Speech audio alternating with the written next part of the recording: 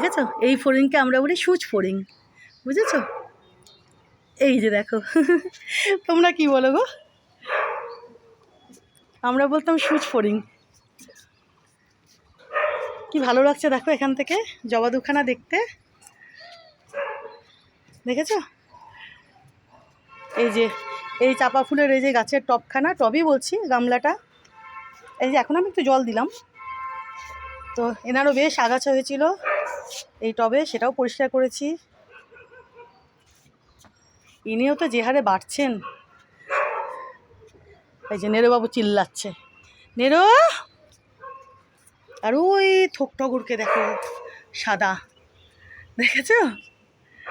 কি ভালো লাগছে দেখো, কি বড় বড়, কি ভালো লাগছে।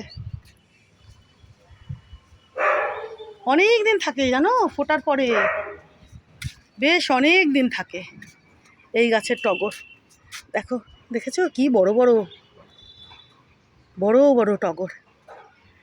দেখো আবার আকাশ দেখো, দেখেছো? এই দেখো বলতে বলতে এদিকেও দেখো মেঘলা হয়ে গেল। এই যে দেখো দেখো দেখো বন্ধুরা, দেখো এদিকেও পুরো কালো মেঘে ঢেকে গেল, দেখেছো? দেখো নেরো। আর এই যে দেখো এই গাছে তো প্রচুর প্রচুর এখন হলুদ গোলাপ ফুটছে। ইনি তো কদিন আগে তোমাদের দেখিয়েছিলাম, উনি আর এনারা কদিন আগে ফুটেছিলেন। আর এই যে দেখো ইনি এখন প্রস্ফুটিত হতে শুরু করেছেন, আরও প্রচুর কুড়ি, বুঝেছো বন্ধুরা? দেখো, আর এই জবাখানাও আজকে ফুটেছে, দেখো ফোটার পরেই, দেখেছো? দেখো পাপড়িগুলো দেখবে, এই যে দেখো এখানে পড়ে রয়েছে, এখানে টেনে এনেছে, দেখেছো বন্ধুরা? দেখো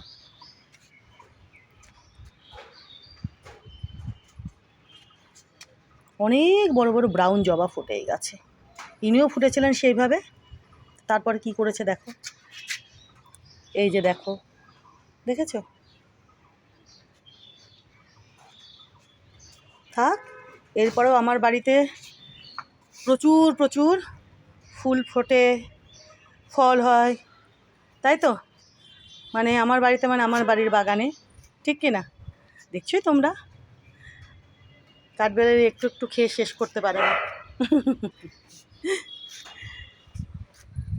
দেখো, দেখেছো?